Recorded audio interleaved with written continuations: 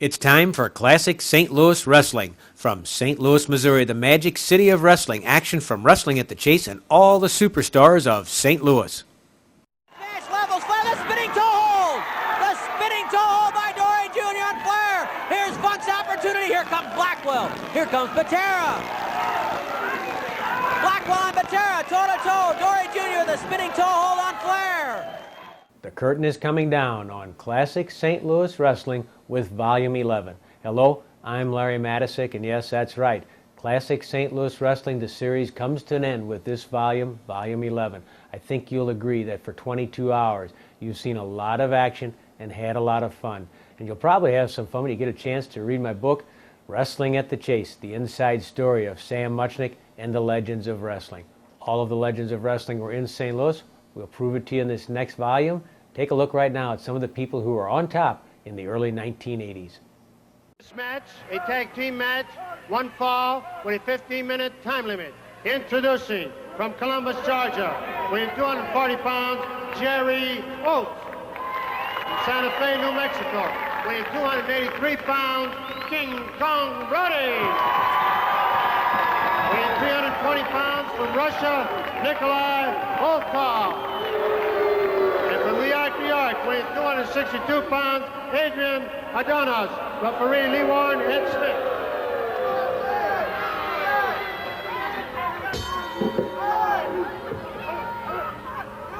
Nikolai Volkov, Adrian Adonis, Jerry Oates, King Kong Brody. That says it all. Go anywhere you want. Go to New York, Madison Square Garden. Go out to San Francisco, the Cow Palace. Go down to San Antonio, Texas. Go to Dallas. Go to Minneapolis. Go to Chicago. Go to Tokyo. Go to Frankfurt, West Germany. Go to Trinidad. This is a main event anywhere. Anywhere. Jerry Oates, side headlock on Adrian Adonis. The man who says he is the undisputed world heavyweight champion. Wrestling being in a controversial and revolutionary period right now, there might be a certain amount of question to that. But nonetheless, this man has proven himself to be a worthy claimant. Everywhere he's gone, taking on top opponents, and that belt's still his. Spike Huber, as you can see, still limping a little bit from the effects of what happened from Tully Blanchard last week, but a lot of fire there. That man doesn't quit. Oh, Adonis working. Drop kick by Jerry Oates. Oh, Oates was careful. He almost charged in, but he put on the skids. He knows what this match can mean. He knows what's at stake here. Adonis and Oates cautiously reaching for each other. Jerry Oates, the Georgia Greyhound. Locking fingers. Adonis. Oh, nice move by Adrian Adonis. Nice move. Jerry Oates, perhaps a bit surprised at the scientific ability of Adrian Adonis. Adonis trying to hang on to that wrist. Oates getting to his feet. Getting the balance. Adonis twisting the arm. Nice counter by Jerry Oates. Done quickly. That was the key. If he'd done it slow, it never would have worked. He had to do it fast, quick. Underneath, fireman's carry. Well executed. Jerry Oates pulling back on the arm of Adrian Adonis. Volkov, Brody pacing outside the ring, knowing their showdown only hours away.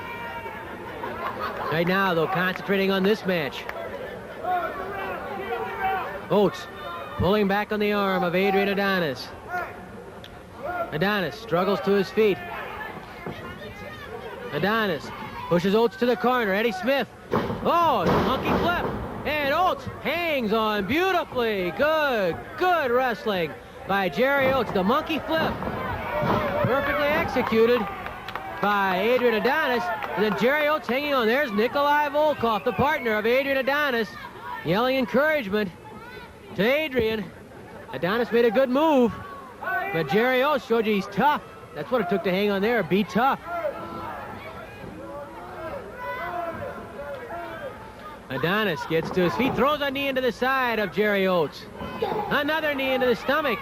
Another knee into the stomach by Adrian Adonis. Adonis hurls Oates into the corner. Adonis, oh!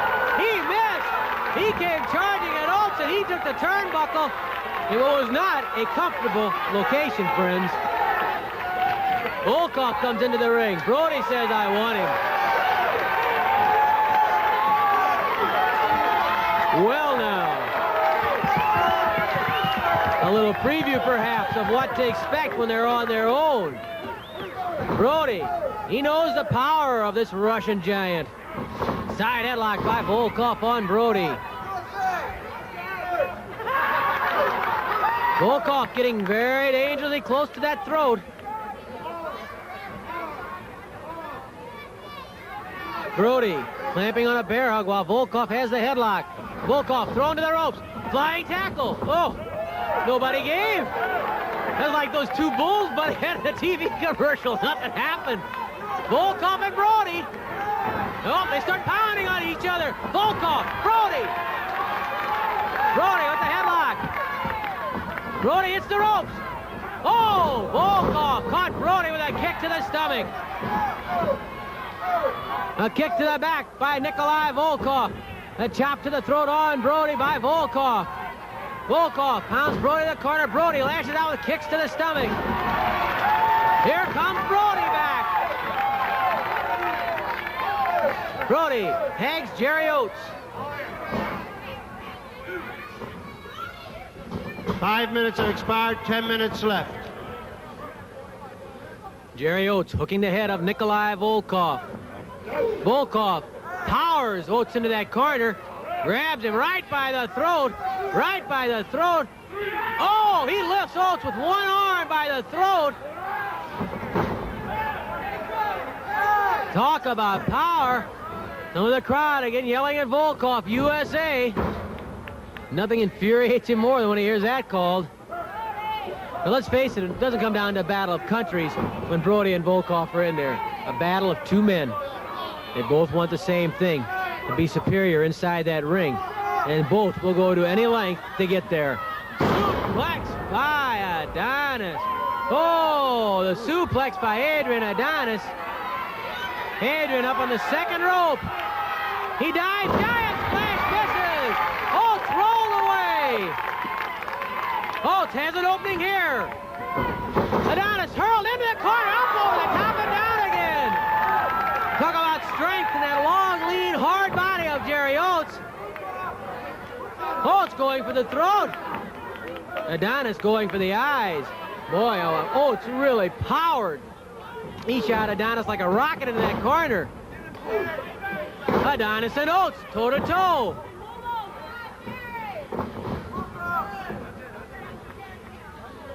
Front face lock by Adrian Adonis on Jerry Oates. Oates trying to get that leg. If he gets to the leg, you know what he's thinking. Spinning toe hold.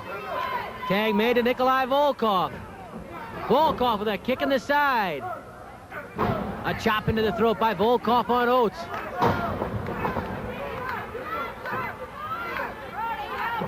A knee into the stomach. Another knee lift by Jerry Oates on Nikolai Volkov. A pop to the head. Volkov brings up a double knee into the chest. Oates makes the tag with Brody.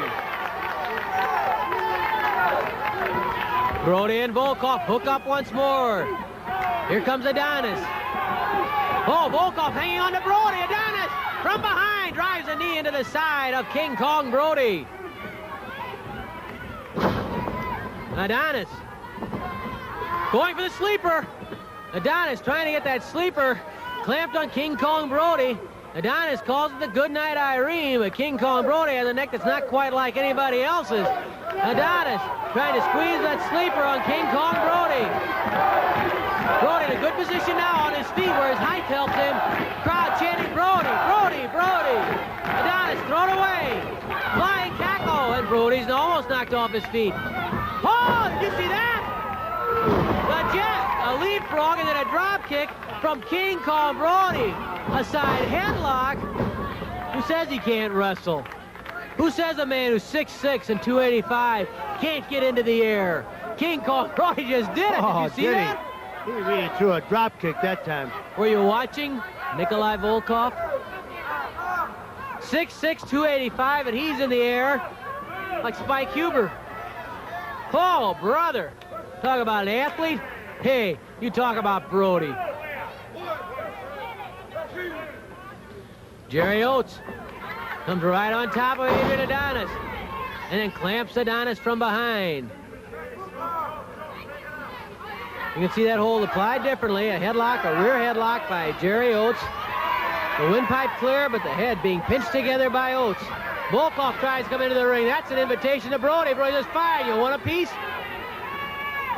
Brody trying to keep it a little bit low-key, keep himself under control. Volkov, though, becoming the more irritated and the more frustrated of the two right now. You know what they're thinking about each other. Flying Beal by Jerry Oates. Oates. Oh, goes to the air! Flying head scissors by Jerry Oates. He almost hit his head on the lights. That man took to the air. Jerry Oates. They don't call him the Georgia Greyhound for nothing.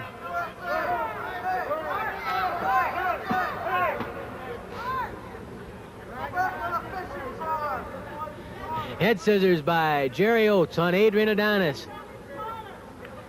Very tense match at this point. Each team looking for that opening on the other side. Nobody really finding that opening yet.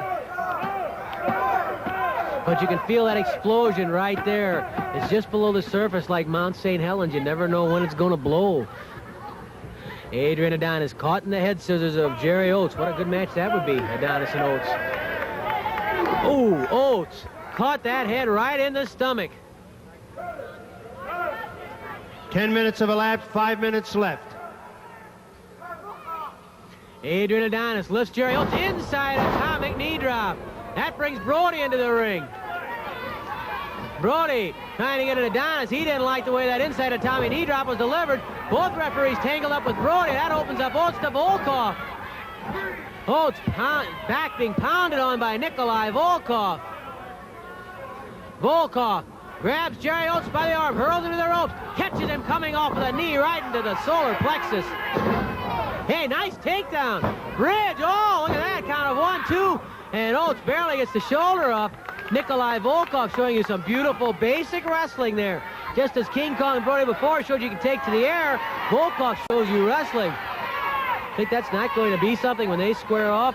The wildness, sure, it's going to be there, the rough stuff, head-to-head, the bruises, the punishment. And it might end with a backslide or a small package because they can both wrestle.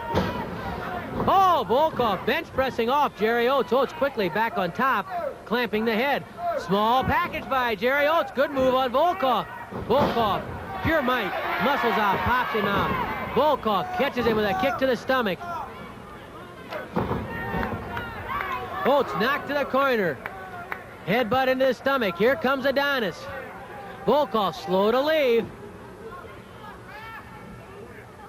Oates whipped to the ropes by Adonis. Adonis catches Oates with a knee to the stomach.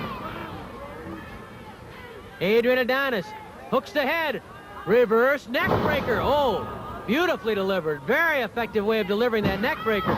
Count of 1. Oates kicks free. Brody's all ready to put a leg in there and help if he needed it. Oates lifted the air. Hey, tag's made. Tag was made. Brody's in there. He's on to Adonis. Good alert work by Oates. Here comes Volkov. Volkov coming up behind Brody. I don't think Volkov knew there was a tag made. He may not realize that Brody's in there legally. 3 minutes left, 3 minutes. All 4 men in the ring. Oates, Volkov, Brody, Adonis. The referee's trying to separate everybody. I don't think Volkov saw that tag. It was covered by the body. I'm sure he came into that ring thinking Brody had no business there. All 4 men in the ring. Brody pounding on Volkov. Eddie Smith calling for the bell. All 4 men still at it. Adonis and Volkov rammed into each other. Brody's after Volkov. Brody's after Volkov. Brody, Volkov. Oates, there Adonis get back into that ring. I'm sure that when that tag was made, Oates, here comes Brody outside the ring. Brody coming outside the ring. He's looking for Volkov. He tries to grab a chair. Eddie Smith and Ed Warren keeping Brody under control. No easy task. Brody going into the ring. And I think Mickey's going to have to find out exactly what the verdict is, but I'm sure that match blowing up as it did, he may well be disqualifying both teams. We'll find out. I'm sure Volkov didn't know a tag was made. That's why he came into the ring. But that doesn't change. There's Volkov coming back up on the apron. Brody says, if you want a piece, we'll do it right now. We don't have to wait till later. The referee's trying to keep Volkov out. Ed Warren threatening Volkov time to get off that apron. Volkov and Brody. It's not going to be far before showdown time. Let's go to Mickey Garagiola. The main event, a one fall with a 20-minute time limit. Introducing from Kansas City, Missouri, weighing 254 pounds, 6-time world heavyweight champion, Harley Race. From El Paso, Texas, weighing 235 pounds, Omar Atlas. Referee, Terry Garvin.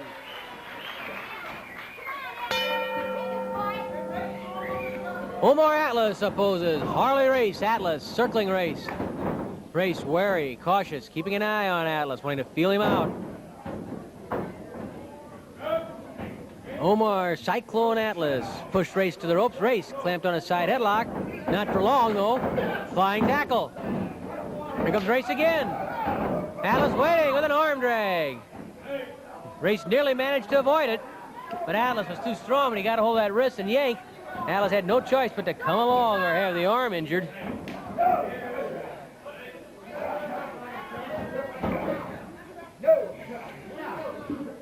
Race on his feet, the arm spun and twisted by Omar Atlas.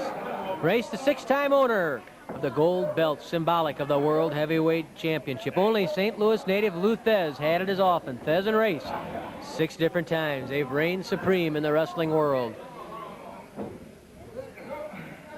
Needless to say, it's Race's dream to break that tie, to gain the title for a 7th time. Race with a slam on Omar Atlas. Atlas with a slam on Harley Race. Arm drag by Omar. And Harley Race frustrated early in this battle with Atlas. Omar stretches out the arm of Race. You see how securely Atlas has it locked, and you can see the fine physique that Omar Atlas has.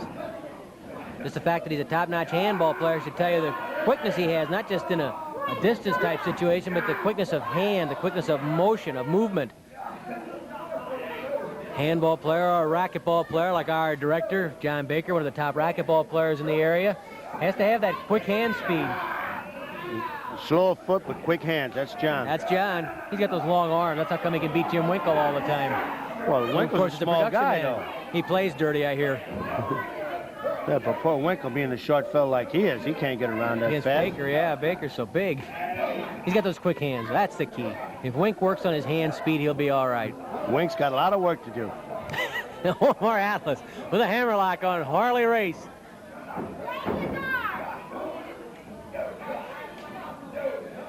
Race on his knees. Atlas with the arm securely locked.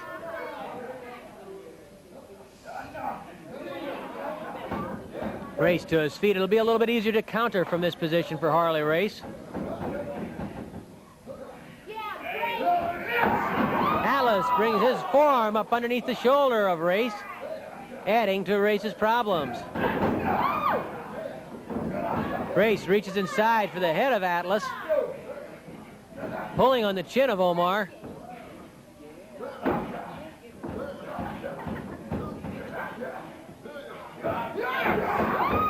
Again, Omar working on the shoulder of Harley Race. Race trying to grip the head, squeeze it. He's not really in a position where he can grab a side headlock on Atlas. He throws Atlas to the ropes. Hip toss by Race. Race hits the strands. Atlas waiting with a backflip. Arm drag by Atlas. Omar Atlas sparkling in the opening minutes of the match against Harley Race. Race took a little look over his shoulder at Atlas, and his eyes kind of said, uh-oh, what have I gotten into here? He's running to a buzzsaw named Omar Atlas.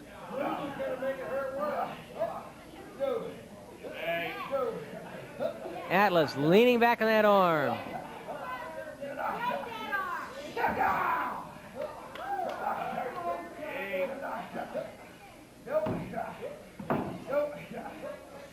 Race caught now on a wrist lock by Omar Atlas. Atlas turns that wrist up behind the head of Harley Race.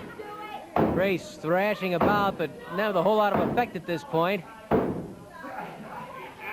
A good close look at Omar Atlas. Race would love to pull that head in tighter to him so he could do something to the neck or head of Omar Atlas.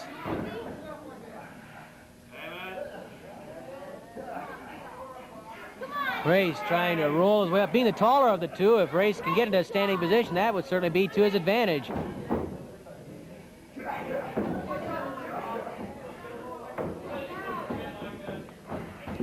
Five minutes have passed, 15 minutes left. Race pushes Atlas to the ropes, throws him away. Race leapfrogs over the top. Harley Race, flying head scissors. Beautifully executed by Race. A kick by Atlas shoves Race backward. And a smash to the neck by Harley Race. And how'd you like Race taking to the air for that flying head scissors? A forearm alongside the head of Race. Arm drag by Omar Atlas on Race.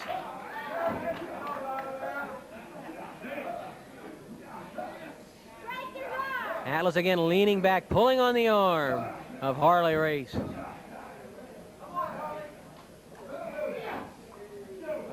Race broke free for a while, but he couldn't stay out of trouble thanks to the quick work of Omar Atlas. Atlas again working with what is now a wrist lock on Harley Race, and Race crying as Atlas really yanks back on the arm, punishing the left arm of Harley Race. Omar Atlas, very serious, very intense today. Race puts his boot on the bottom rope. Referee Terry Garvin not impressed. Race not clearly entangled in the ropes. Going to the ropes might be the preferable way to escape this wrist lock by Race.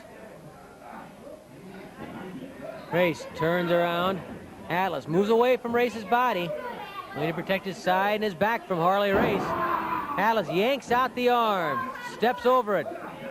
Shades of Johnny Valentine, her son Greg right there. That's how they love to apply that arm bar. Atlas can get in a position where he can step over the top. He can apply even more leverage. As it is though now with that knee planted against the ribs of Race. Race knew it too. He managed to move and get off that knee.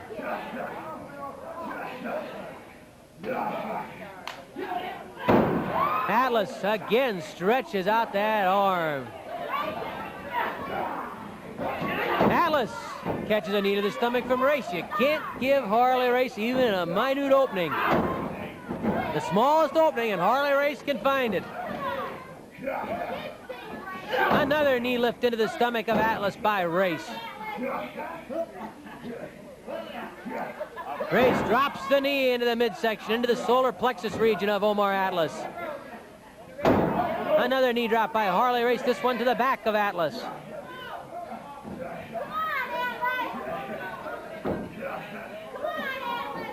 Race with a punch to the jaw, and it knocks Atlas right through the ropes to the apron and down to the cement floor here at the KPLR TV studio. Race going outside the ring.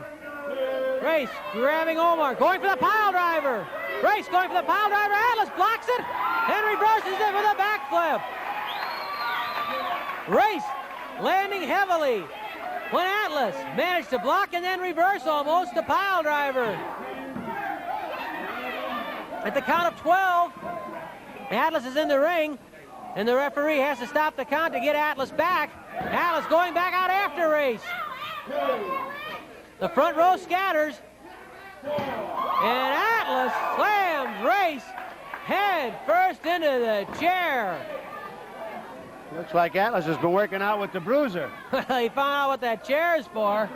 At least at that point in time. Hey, you've got to fight fire with fire. Don't forget, Race is the guy who originally went out of the ring after Omar Atlas.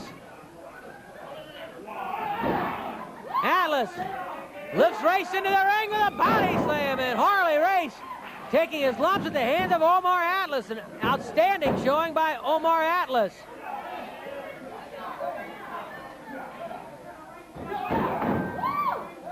Race with the headbutt into the stomach of Omar Atlas.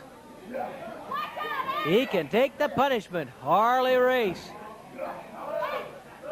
Race drives the knee into the head of Atlas. Race lines Atlas up. Diving headbutt, glancing off the head of Omar Atlas. Race shaking his head too. It hurts Race, but he's willing to take the pain because he figures he's delivering more than he's receiving.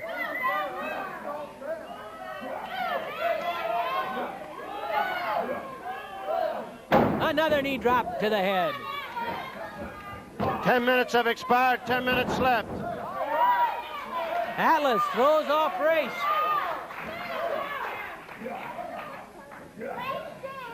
Race going for the pile driver. When he tried it outside the ring, it backfired. But oh, Atlas is in position here, and the pile driver works the second time Harley Race uses it. Atlas stunned after that pile driver by Race. Race thrown off by Atlas. Here's where the endurance, the stamina starts to pay off for both men.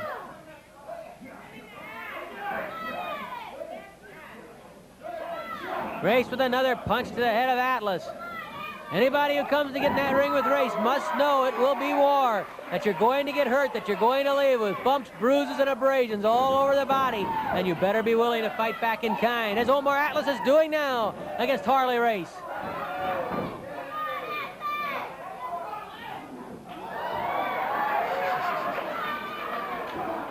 Race getting battered in that corner by Omar Atlas. The referee had trouble getting Atlas back. Oh, Race reverses the whip. Atlas on their own flying cross body block. Misses. Oh, cagey Harley Race. Jackknife. Cradle. Beautiful move by Race. He has the shoulders trapped down.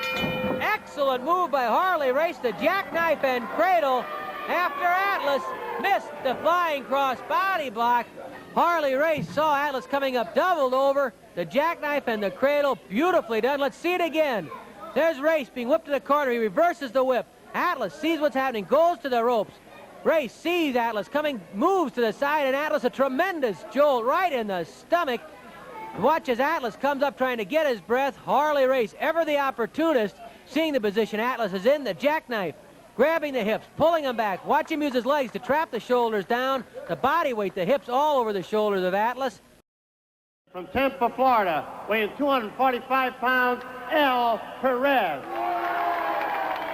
From San Antonio, Texas, weighing 240 pounds, Tully Blanchard. Referee at 1.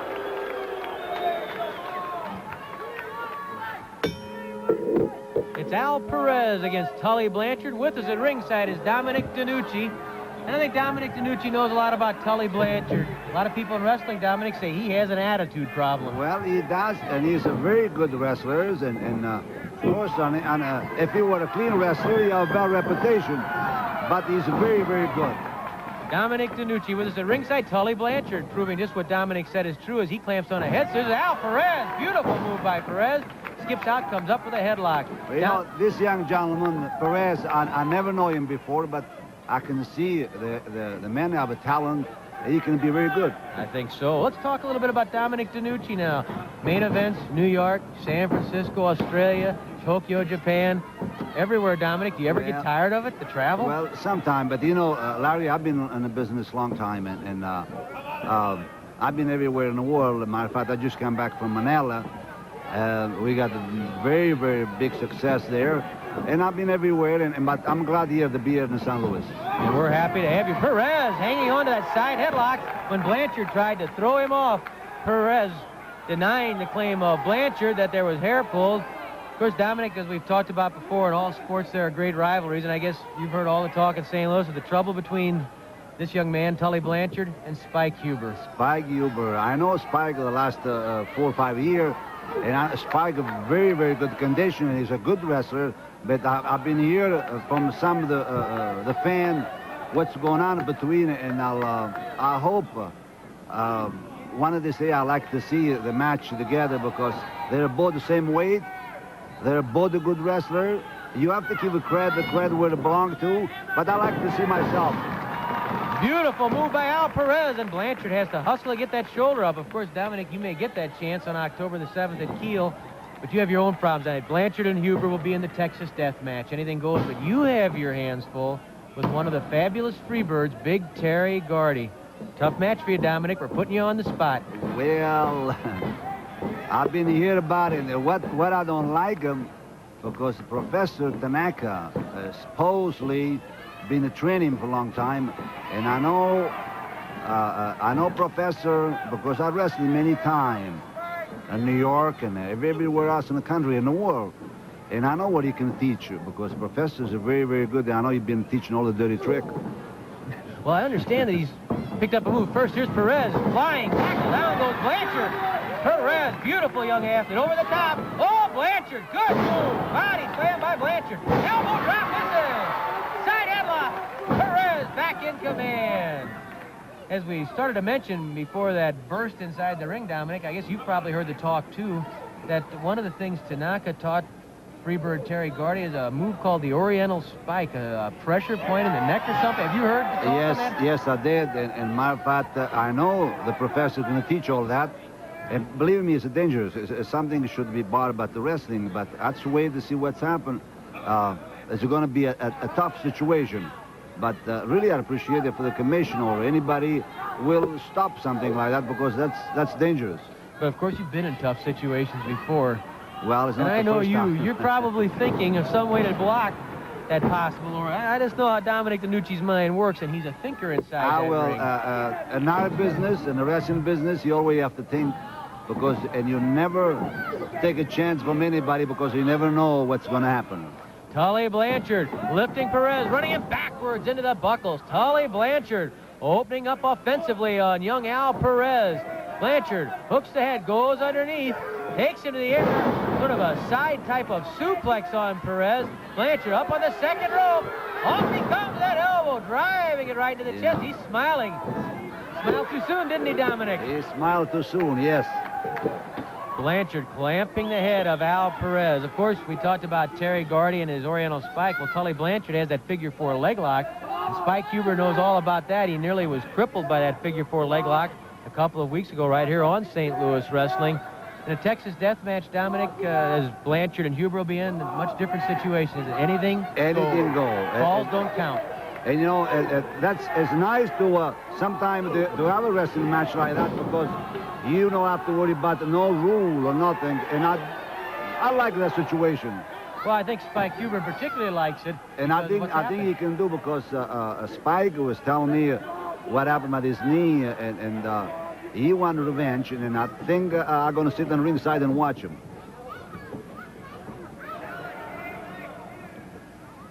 5 minutes have expired. 10 minutes left. 5 minutes have passed. The match between Al Perez and Tully Blanchard. With us at ringside, Dominic DeNucci. And, of course, Dominic DeNucci has to be a good friend of Mickey Garagiola's. Well, we're Italian, you know. Of course. Yeah, I noticed Mickey Garagiola. The only thing, I can speak Italian better than him. How because come? I'm originally from on the other side. Brucey. Mickey's originally from the hill. Body slam by Perez on Tully Blanchard. Perez moving in, but Blanchard, he's a tough cookie. Oh, Perez lashes out with a blast. One to the jaw. Blanchard backed into the corner. A forearm smash by Al Perez. Blanchard hurled across the ring. Oh, Blanchard. Just as you said, Dominic, thinking in the ring counts. You have to think all the time. And Perez, an excellent young wrestler. Sometimes experience can be a big help. Blanchard goes for the pin, doesn't get it. Tough man. You know, Blanchard is always thinking, and he's mean-looking kid. And, you know, someday I like to step in the ring with him.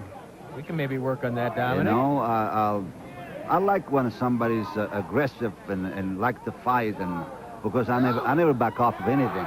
You're going to be happy with Terry Gordy of the Freebirds then, because he likes to fight. A test of strength between Perez and Blanchard. Hey, ref, yells Blanchard. Oh, a crafty ring general. The crowd yells at the referee, but as you know, Dominic, you can't blame the referee. He can't be everywhere at once. Well, the referee's only one, and he can't see everything. Perez coming back, pounds Blanchard to the corner, whips him to the rope, drops him by Al Perez. Perez says, come on if you want to fight. Blanchard backing up into the corner, and Perez right on top of him. Perez whips Blanchard across the ring. Big backdrop by Al Perez. Perez giving a brilliant account of himself against Tully Blanchard. Blanchard gets the shoulder up. Perez grabs the arm again. Blanchard comes off and catches an elbow smash. Perez really rolling now, and Blanchard sinking into trouble against Al Perez. Side headlock up on the rope. Oh, nice move. Greco-Roman back body drop in a bridge. Excellent wrestling. What do you think of that, Dominic? Great move by Blanchard. Introducing from Indianapolis, Indiana, weighing 238 pounds, Spike Gilbert. From Glover Park, Kentucky, weighing 222 pounds, Eric Emery.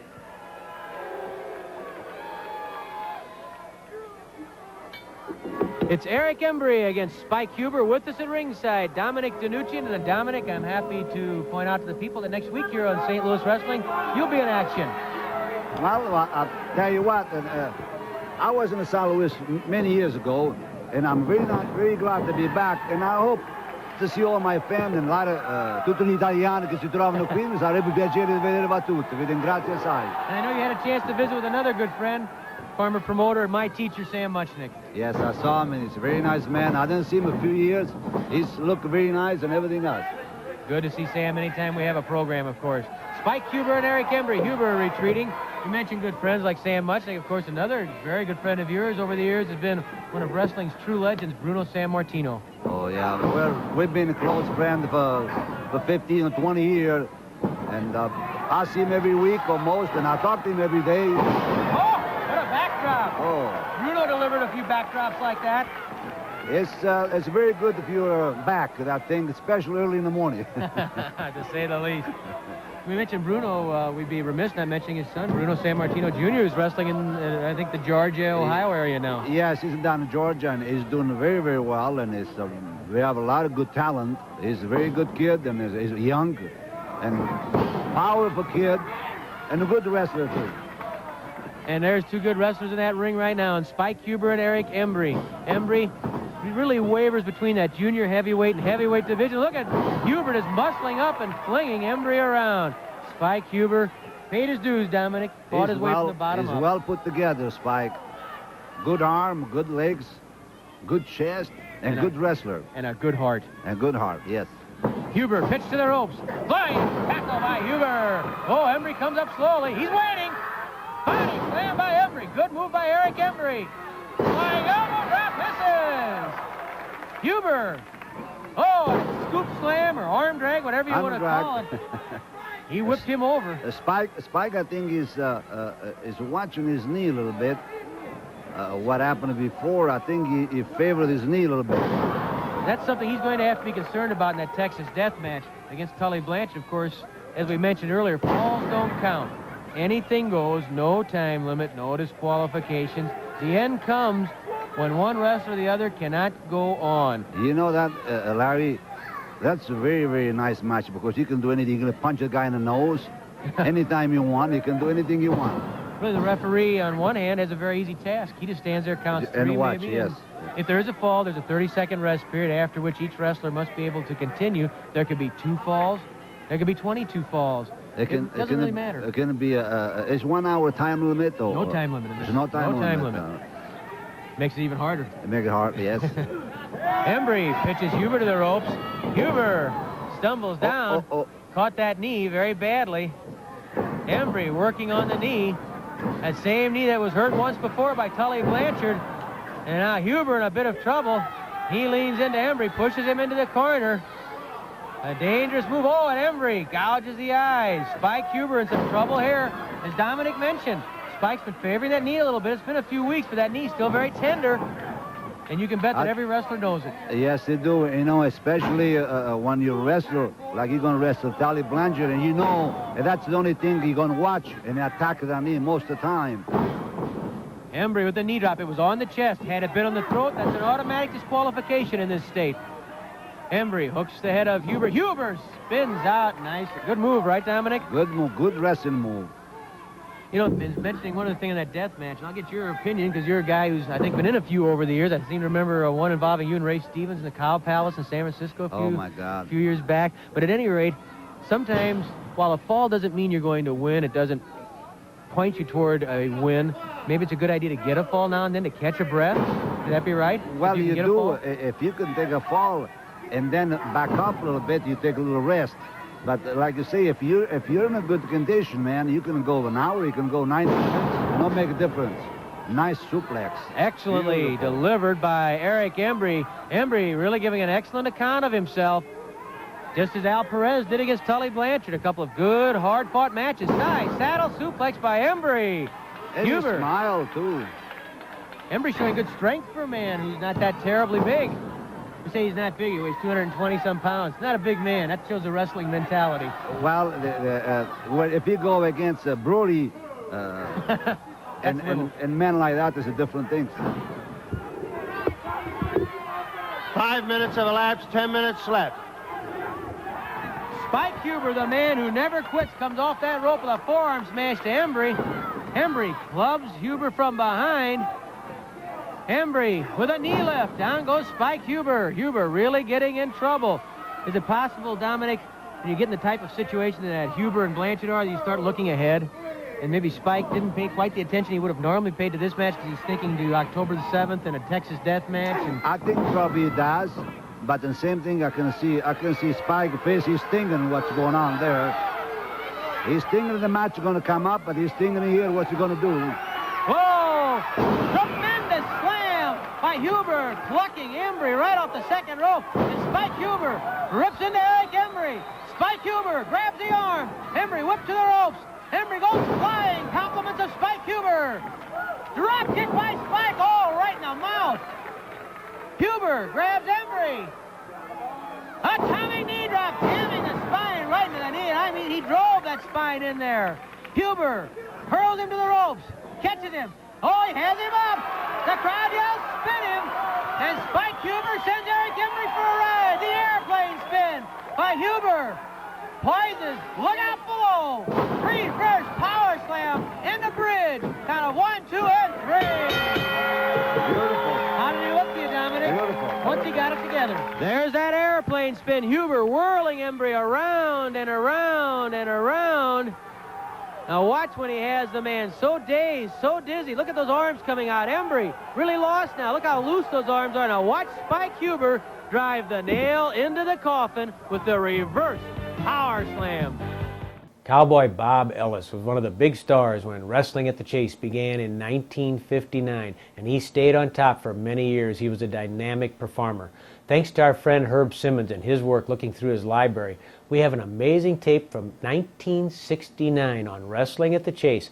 George Abel is the play-by-play commentator, Eddie Gromacki is the ring announcer, and it's Cowboy Bob Ellis in action, first against Bill Russell, then against Bob Geigel. Now gets behind him with that nerve clamp.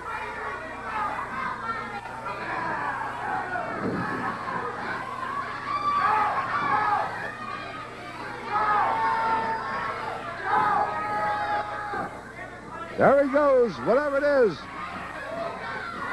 Well, the referee came around.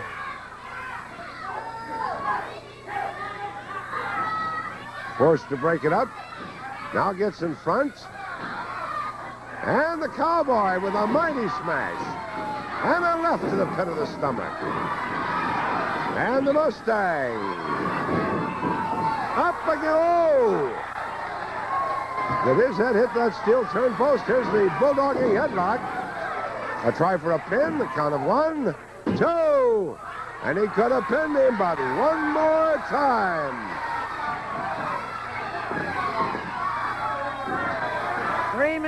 3 minutes to go.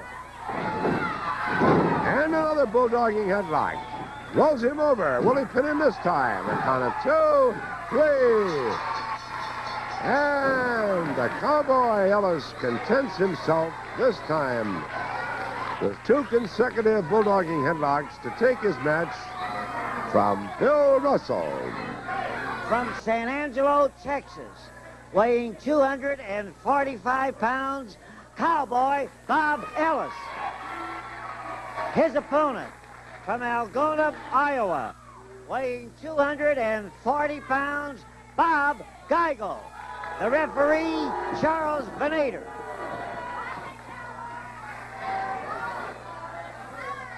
Well, George Abel again at ringside. There's the bell. Cowboy Bob Ellis and Bob Geigel both exchange those hard rights. And immediately Immediately, Geigel climbs outside. He wants to get that wild pony a chance to calm down. You know, that's one thing I've got to say for the St. Louis Wrestling Club. They not only give you great matches at Kiel, but also on championship wrestling. How about this one? A main event anywhere. The Hairy Ape and the pride of San Angelo, Texas, Cowboy Bob Ellis.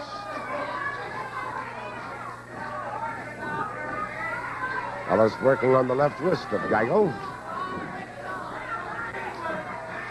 Can't be familiar here and call them by their first names, as they both have the first name of Bob.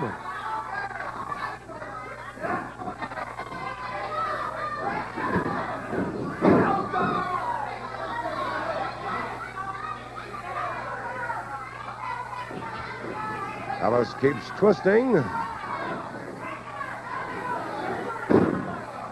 Geigel sinks to his knees.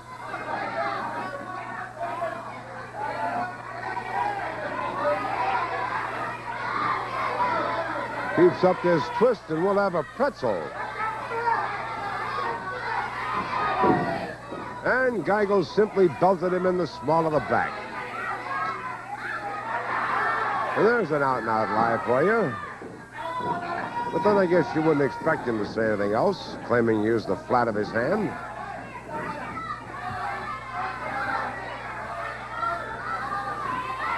He reaches up with that right hand to grab Ellis's hair, and the referee was right there. He thought better of the idea. Geigel once more brought to his knees.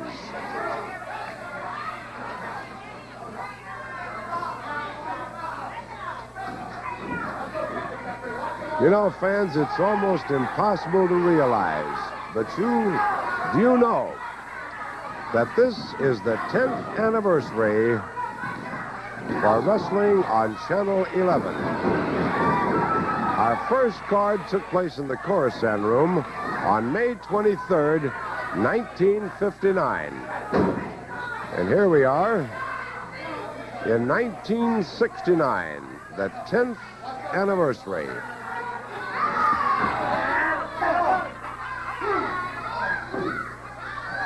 Both men dishing out this bruising punishment. Geigel backs off to the other corner. Starts a running leap. Ellis gets out of the way. Follows it up with a belt to the back. Rights and lefts. Arm drag and a toss. 3 minutes. 3 minutes to go. Well, they've wasted no time in this match. Somebody's been on the attack all the way. Geigel with that left foot over the lower rope.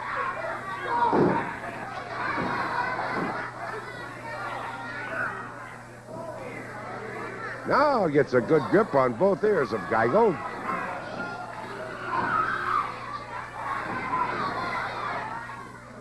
Still trying to set him up for that bulldogging headlock.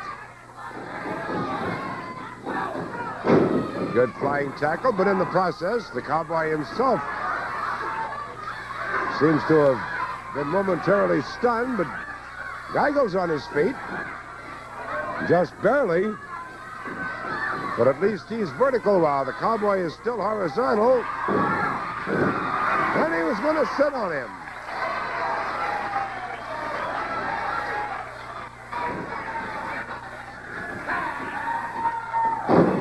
Slam to the canvas and a try for a pin, a count of 1.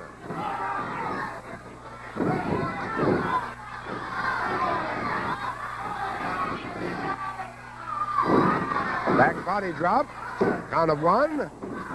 And this time it's Ellis that's thrown off.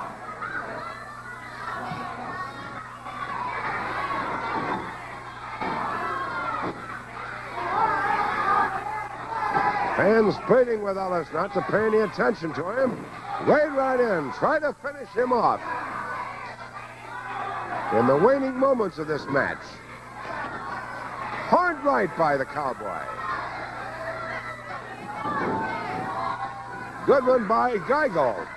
and a dandy. 1 minute. 1 minute left. Well, you couldn't ask for a better one than this.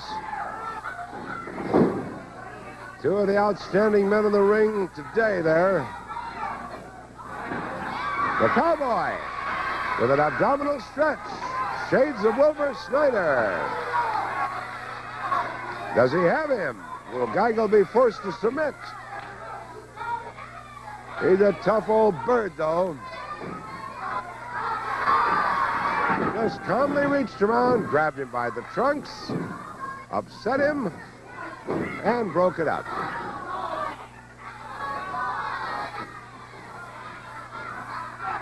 Wild right by Bob Geigel. A beauty. And as the bell rings, Geigel falls forward on his knees. Boy, the way these two fellows were going at it, I imagine they could have gone on for an hour. And it's a draw. From 1959 through 1983, wrestling at the Chase was a happy habit for fans throughout the St. Louis metropolitan area. To see why, take a look at this edition from December 26, 1982. Welcome to Wrestling at the Chase, the opening bout, a one fall with a 10-minute time limit. Introducing from Denton, Texas, weighing 250 pounds, Kerry Von Erich. From Topeka, Kansas, weighing 242 pounds, Art Cruz. Referee Chuck Raleigh. Art Cruz squares off with Kerry Von Erich. A very special opening bout on Wrestling at the Chase today. And on paper, it looks like it should be a good scientific test between Cruz and Von Erich. Von Erich feints toward the leg of Cruz. Both men pretty close in terms of weight. Kerry, the taller of the two, however. Cruz goes behind Von Erich, takes him down. Nice move by Kerry. He comes up on top, tries to hook the head. Cruz ends up rolling and squirming. They end up in the ropes. Nobody's fault, but they're against the ropes. And Chuck Riley, the referee, asks for a clean break. He gets one from Von Erich and Cruz.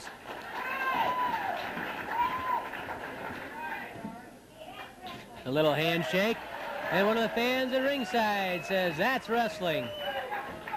Well, remember, even in scientific tests, sometimes tempers can get frayed. Talk to world champion Ric Flair for further information about that. Nice move by Kerry Von Erich. Cruz kicks free. Both men up quickly and ready to go. A lot of speed right there. Kerry Von Erich, I think, impressed by the speed with which Cruz moved around, because when Kerry was on his feet, so was Cruz, and they were looking in each other's eyes. Arm drag by Kerry Von Erich. Cruz managed to slip the arm away, though, and Kerry couldn't hang on with an arm lock of any sort. Again, Kerry moving toward the leg. Kerry again moving toward the leg. And that, of course, throws Cruz off balance, makes him think about what Von Erich might have in mind. They lock up. Nice arm drag by Art Cruz on Kerry Von Erich. Cruz managed to hang on to the arm, and it's Cruz in command with the armbar on Kerry Von Erich. What a physique on that Kerry Von Erich, the most heavily recruited high school athlete in the history of Texas football or track and field. He shattered the national high school records for the discus throw. Kerry up to the air, drop kick sends Cruz flying. Beautifully done, and Cruz looks shocked by what Kerry Von Erich just did. Beautiful move by Von Erich. Von Erich stalks Cruz. Once more they lock up. Cruz and Von Erich up against the ropes. Chuck Riley wants a clean break. And Cruz throws a forearm smash into the stomach of Von Erich. That caught Von Erich totally by surprise. Was a forearm, but it was on the break. And Von Erich takes a long look at Art Cruz. Cruz and Von Erich lock up. Cruz again pushes Von Erich to the ropes. The referee wants a break. And again, Cruz fires that forearm smash right into the breadbasket of Kerry Von Erich. Kerry gasping. I think he's surprised more than anything. Keep the fist open, says Cruz to Von Erich, and indeed Cruz did use a forearm smash, but it was the position in which he used it that had Von Erich a bit upset. Cruz bulls Von Erich to the ropes. Cruz throws a forearm, that's blocked, and Von Erich tags Cruz right on the jaw. Kerry Von Erich pounds on Art Cruz.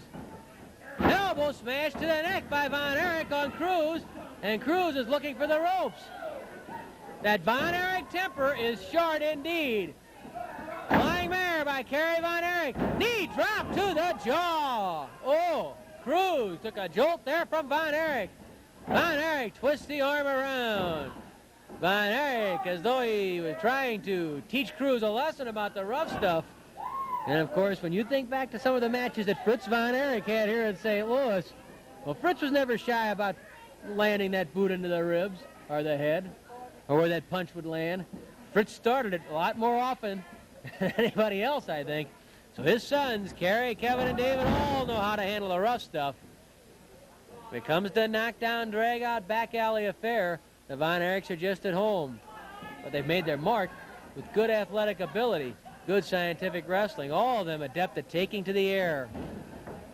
Some of the most potent drop kicks in wrestling have been fired by one of the Von Erich boys. Side headlock by Kerry Von Erich on Cruz. Cruz forced down to one knee as Von Erich squeezes with that side headlock.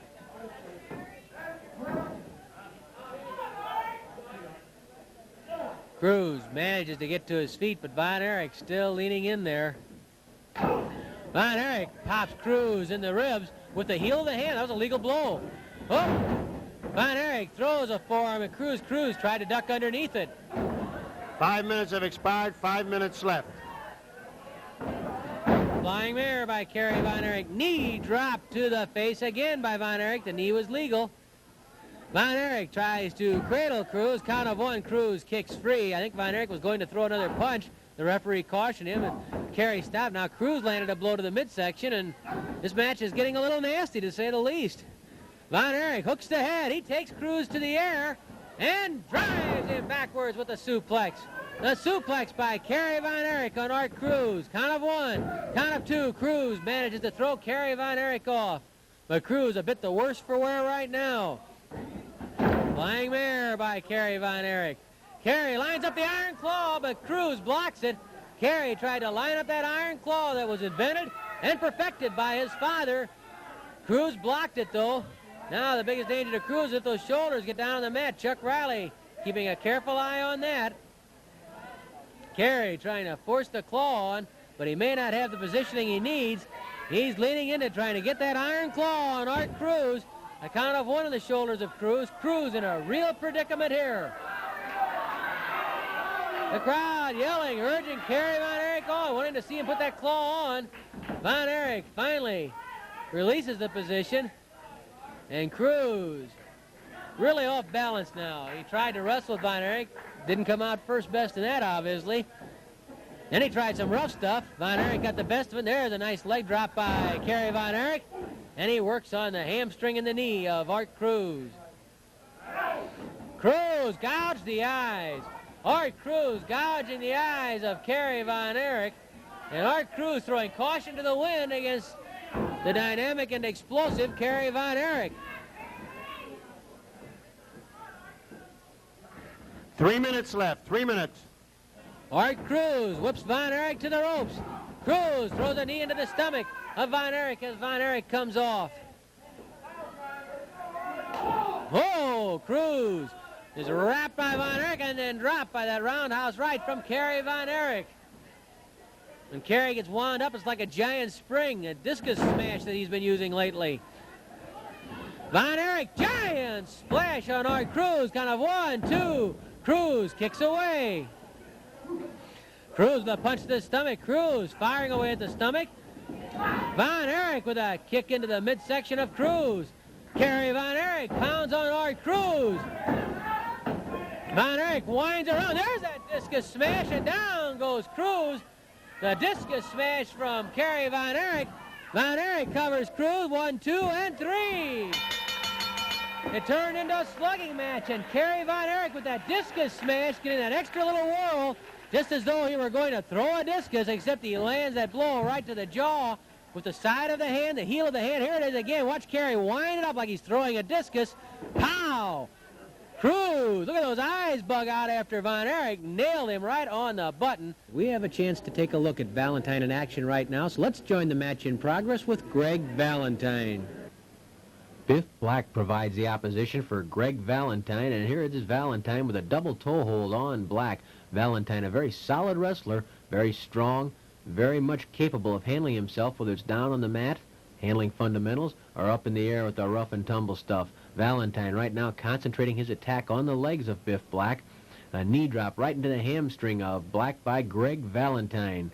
Greg, the son of Johnny Valentine, and how many great matches Johnny Valentine had right here in St. Louis. Tremendous battles, many times going for the world title, an honor that eluded Greg's father, but one that Greg is determined will not elude him. Greg Valentine now with a leg lock on Biff Black, and Greg in position where if he can step over, he could even go to a half crab on Black. Greg pulling on that leg. Greg, like his father Johnny, noted for the use of the elbow. Johnny called it the brain buster because he delivered that elbow squarely to the top of the head. Eventually, Johnny began using it on other parts of the body, in particular the neck and the chest.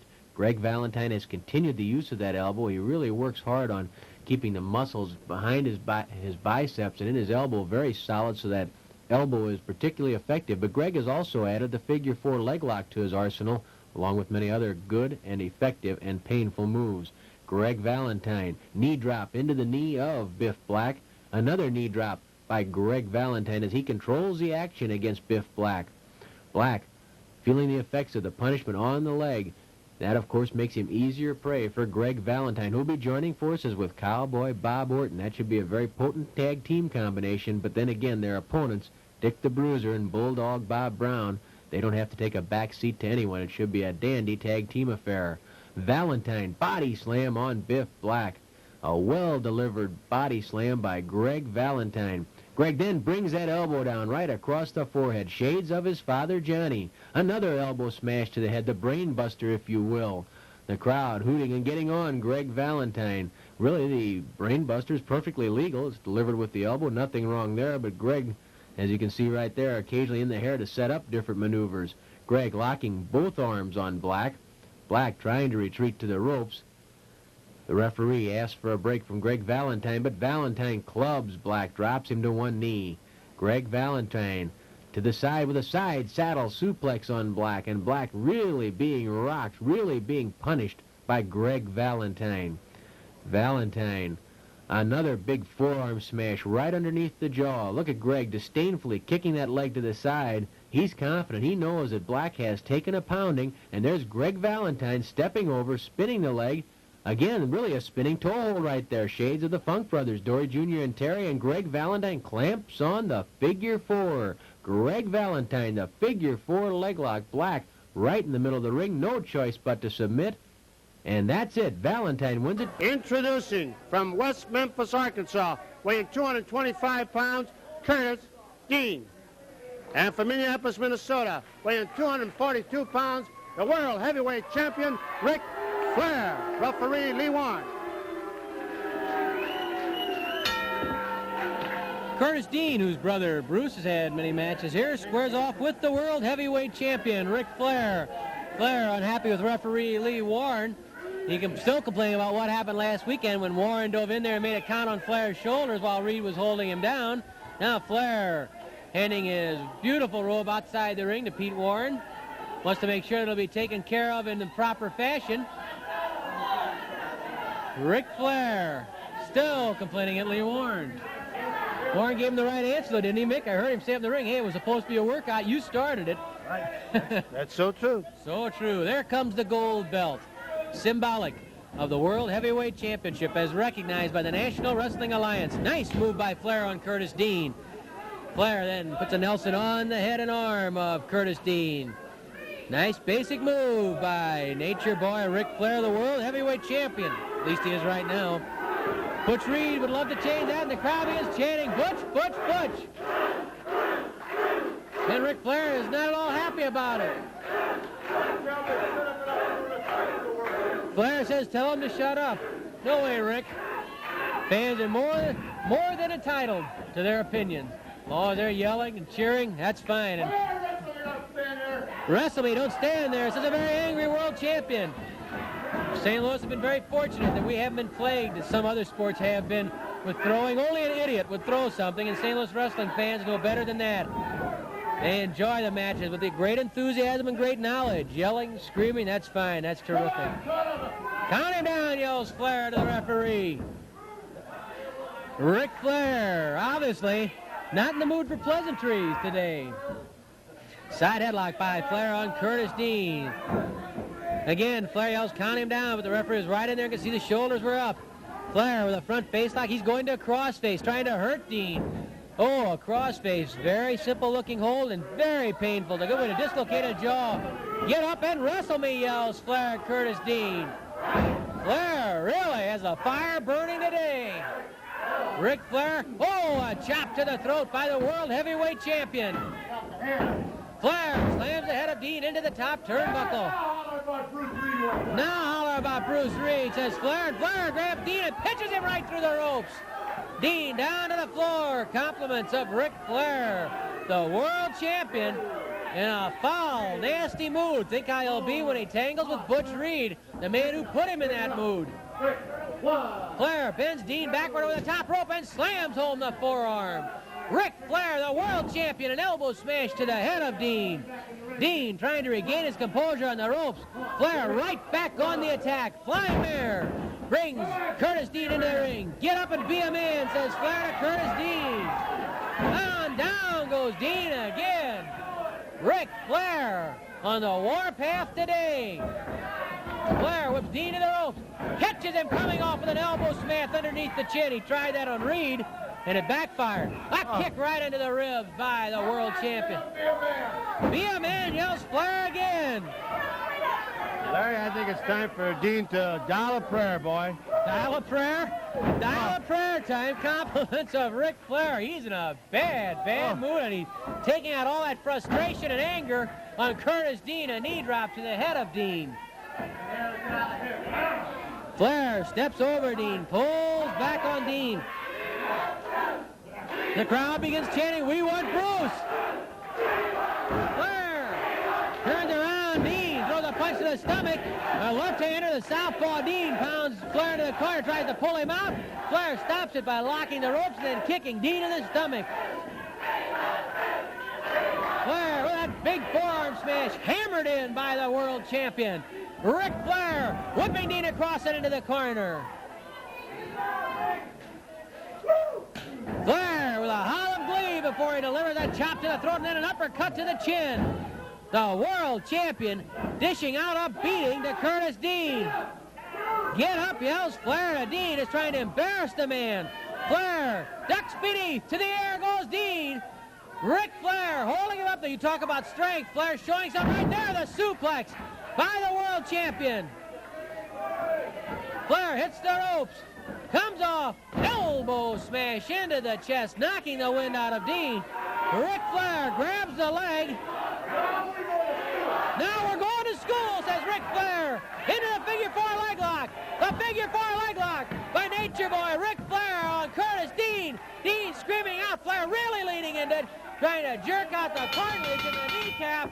Flair with that figure four on Curtis Dean. Flair refusing to break it up. Finally, Flair does break up the figure four leg lock. The crowd again chanting for Reed. And Ric Flair, normally a very composed personality, normally very composed, but today an angry man inside that ring. Here's ring announcer Mickey Garagiola. In 4 minutes and 59 seconds with the figure four, the winner, World Heavyweight Champion, Ric Flair. Introducing from San Antonio, Texas, weighing 237 pounds, Benny Ramirez. From Kansas City, Missouri, weighing 251 pounds, Butch Reed.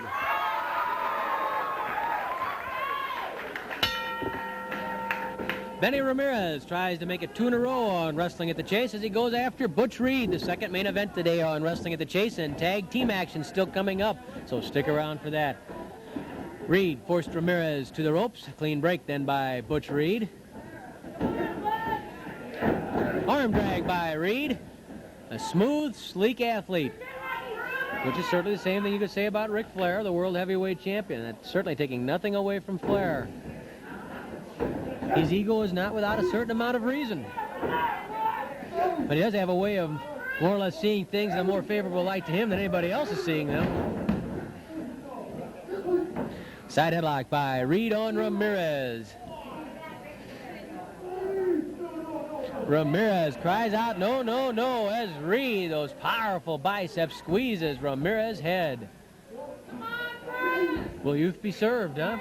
Reed and Flair, of course, both young men, and Kerry Von Erich going after the Missouri State title belonging to Harley Race. The feud renewed. You talk about Donnie Brooks, that's bound to be one when Crusher Ayala takes on King Kong Brody. Brody goes through walls to get a victory. As he goes through and he knocks him down piece by piece, and then Ayala is a wall.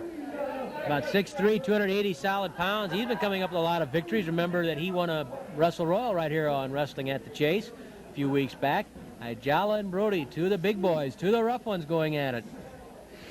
Lots of action on that card.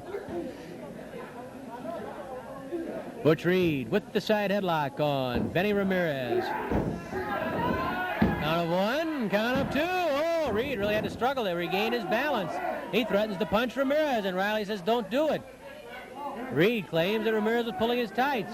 Could well be. We had the same view, though, as the referee, and all we saw was that big, broad chest of Bruce Reed. Got to go down and get a bus to get around him. Tell you, it covers the whole screen. Easy. Built along the same lines as our director, John Baker, who I might add done yeoman service as a ring announcer on a few occasions recently. John doing a real fine job. We've appreciated his assistance. Since Mickey Garagiola had his birthday just recently, Mickey's not as quick as he used to be, so you got to prime somebody, have him ready. Count of one, count of two. Ramirez definitely in the tights that time, and Reed takes care of business himself. Happy birthday to you, Mick, belatedly. Thanks a lot, Larry, and I'm not afraid to admit 27. No, 61. Looking good, though. I don't pull no punches. You roll, you roll.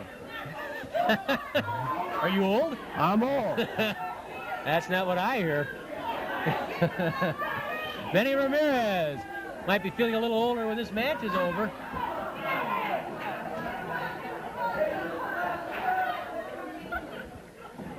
Benny Ramirez and Reed circle.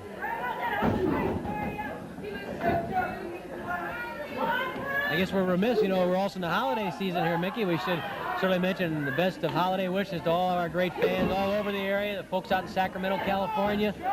We appreciate them and being around, watching every week, their loyalty, their enthusiasm, and the very best of the holiday season to everyone.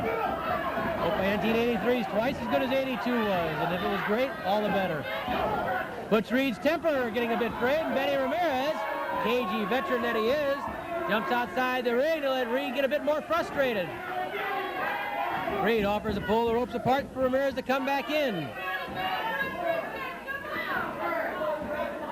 Benny Ramirez taking advantage of the count outside the ring and perhaps the frustration, the hypersensitivity of Reed, because he knows what's right around the corner. He has to be primed to a fever pitch. Because he's hyped up, Mick. He's psyched up. He's ready to go. He's keyed to a fever pitch. It's great to be married to a teacher. You know that. It can really help you out. Got to find out those things. Benny Ramirez jolts Reed with a knee stomp up against the jaw. If you can only get up in the middle of the night and feed the baby, that's the thing, Larry. Oh, that's tough, Mick. That's been tough. That's I feel 61. Forearm smash by Reed. Drops Ramirez.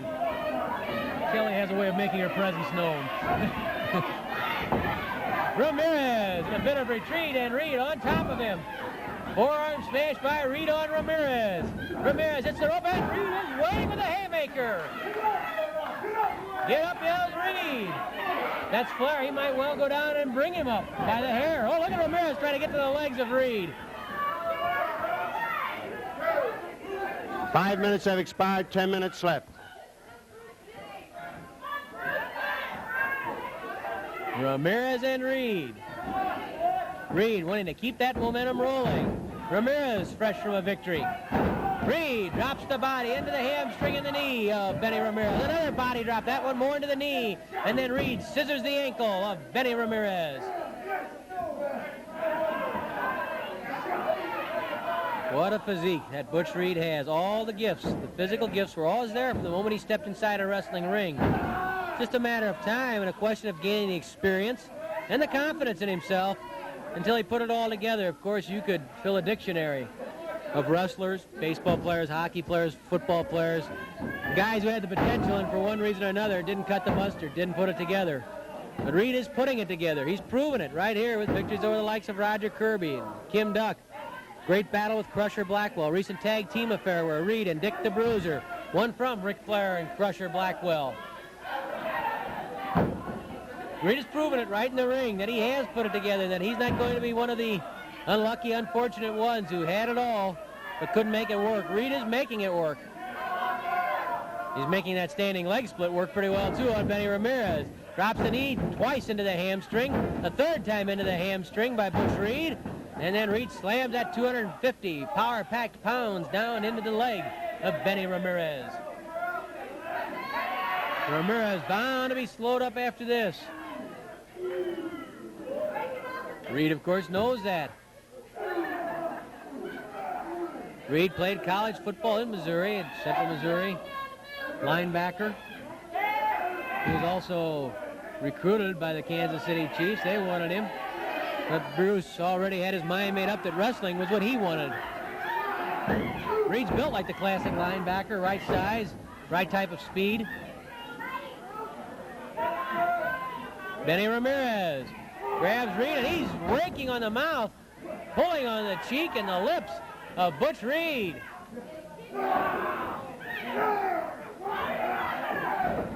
Benny Ramirez. Not too cautious about the rule book, is he? Of course, he knows how much a victory would mean here to him. Ramirez thrown to the ropes. Reed hits the ropes. Both men flying. Reed ducks underneath Ramirez. Reed catches Ramirez with a kick to the stomach. A forearm smash to the jaw. Reed hits the ropes. Flying forearm.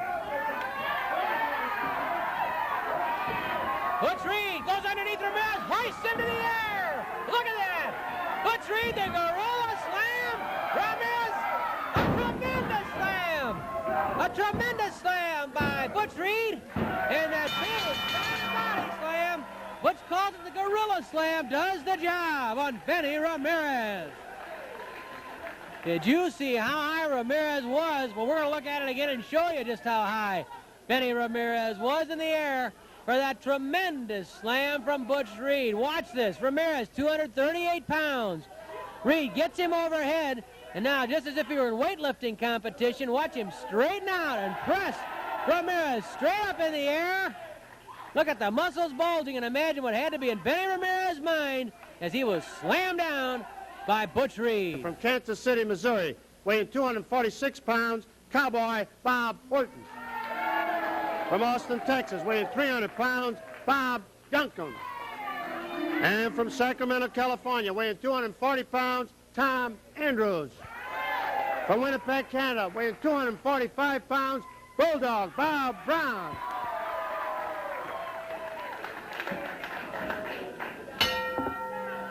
Bulldog Bob Brown and Tom Andrews clashed with Bobby Duncombe and Cowboy Bob Orton.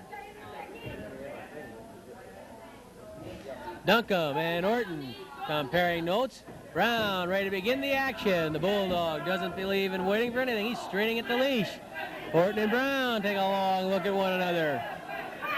When Brown was just a youngster in this business, I'm sure that he tangled with a seasoned professional by the name of Bob Orton Sr. And now, Brown with more experience, and here he comes across Bob Orton Jr.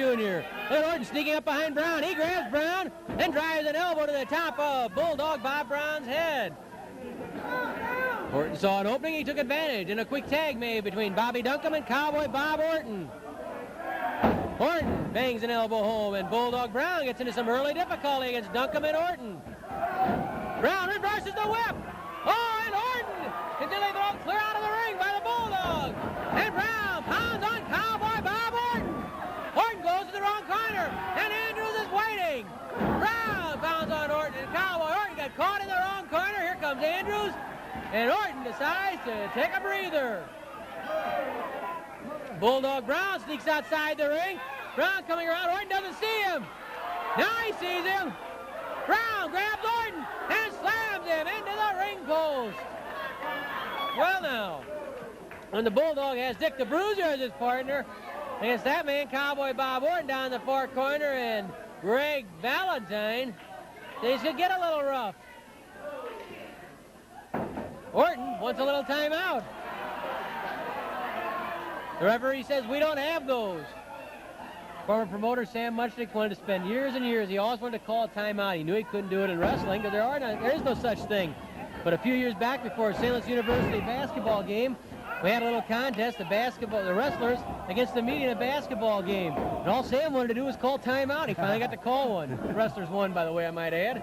Ron Fuller and David Von Erich doing yeoman work. Oh, Bobby Duncan misses a flying tackle and hits the post. Andrews got out of the way.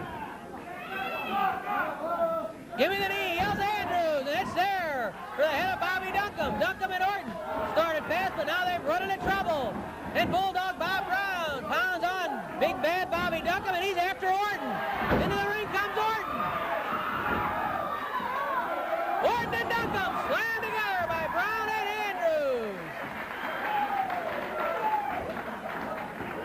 Here comes Andrews. He grabs Duncombe, and Brown takes advantage of it before he steps outside the ring. Side headlock by Andrews. Duncombe rolls Andrews onto the shoulders. Lee Warren caught Duncombe pulling tight. Wait until me and the Bruiser get a hold of him, says Bulldog Brown. Bobby Duncombe will have his hands full against the solid, capable Mike George. And of course, Orton will be with Greg Valentine, the Hammer, Johnny's son, against Bulldog Brown and Dick the Bruiser. Andrews comes off the ropes and catches a knee lift into the stomach from Bobby Duncombe. The 300-pound former Big Red football lineman took advantage of the knee right there and used it on the stomach of Andrews, and now he takes advantage of Orton's knee. Duncombe tags Cowboy Bob Orton.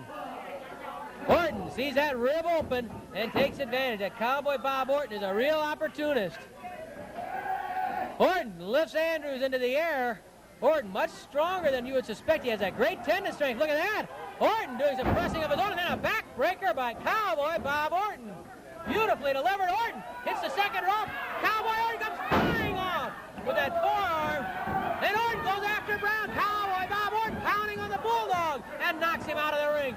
Orton, he's a little hot at Bulldog Brown. He goes outside. Look out.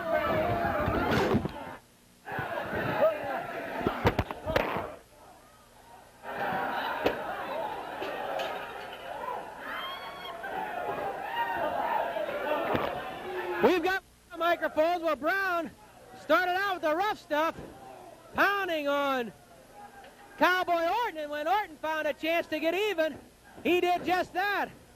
Believe me, Brown's still down outside the floor, on the floor after he was slammed into the press table and then battered over the head by that steel pitcher. Brown still trying to regain his bearings. Andrews caught in the ring against Orton and Duncombe. Cowboy Bob Orton showing that he has a temper, and if the going gets rough, Orton knows how to get going.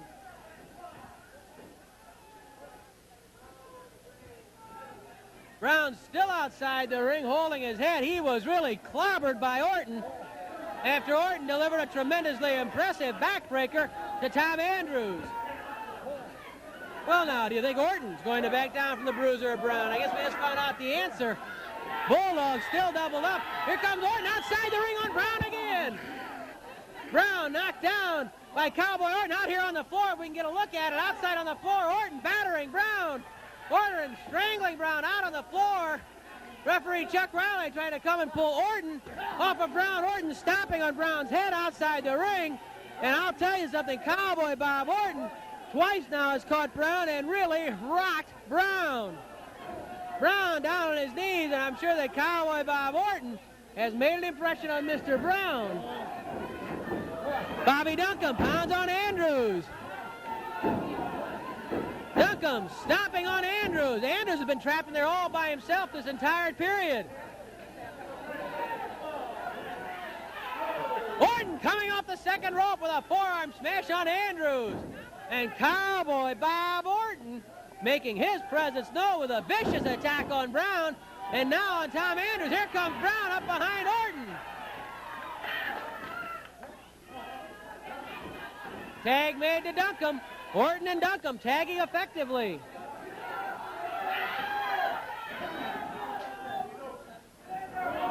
Five minutes left. 5 minutes. 5 minutes remaining. Curfew. Andrews with a kick to Duncombe, and here comes the Bulldog. Duncombe being bitten by Brown. Duncombe and Orton. Duncombe grabbed by Brown again. Brown rams the heads of Orton and Duncombe together. Everybody standing, and we have a Donnybrook. Bulldog by Brown, pounding on Duncombe. Orton up on the top rope. Brown grabs him. Oh, he punched. Oh, Orton dropped right onto the buckle after he was clobbered by Brown. Oh, Orton will have some of the steam out of his sails after that. Oh, my goodness. Cowboy Bob Orton knocked off the buckles by Brown, but in doing that, Brown got himself into trouble against Duncombe. Tag made to Orton. And Orton has guts. He's back up on the second rope again, coming down with an elbow to the back of Brown. Orton lifts Brown. Atomic knee drop by Cowboy Orton on Bulldog Brown. Orton covers Brown, count of one. Orton thrown off by Brown.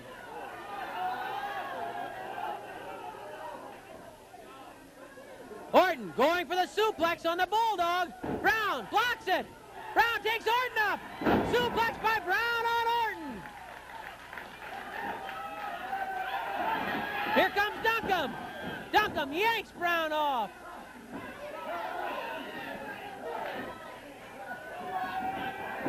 Andrews slams Orton into the corner. 3 minutes left. 3 minutes. Bob Orton taking his lumps at the hands of Tom Andrews. It's most falls to Curfew. No falls yet. Here comes Duncombe into the ring, and Orton had enough presence of mind to hang on to Andrews. And now it's amazing that Orton can do anything after what happened to him. Andrews pounds Duncombe into the corner. Whoops. Duncombe into the corner. Andrews charges and misses. Duncombe sidesteps as Andrews came charging in. Bobby Duncombe whips Andrews to the ropes. Catches him coming off with a flying elbow smash. Duncombe, big knee drop into the chest. Orton yells, "Give him to me, give him to me." Duncombe tags Orton, and Cowboy Bob Orton goes into that ring, uppercut to the jaw on Andrews. Orton grabs Andrews, lifts him to the air. Oh, he's dropping him on that top rope. He's trying to set Andrews up for that super suplex that Orton uses. Andrews, look at this. Orton up on the ropes. It's legal as far as I can see it. Andrews comes off. Oh, a tremendous suplex by Cowboy Bob Orton. And Orton has a first fall over Tom Andrews. And I think we're going to have the curfew eaten up by the remainder of the time. Yes, we do. So that's it. That's going to be the only fall that fits into curfew.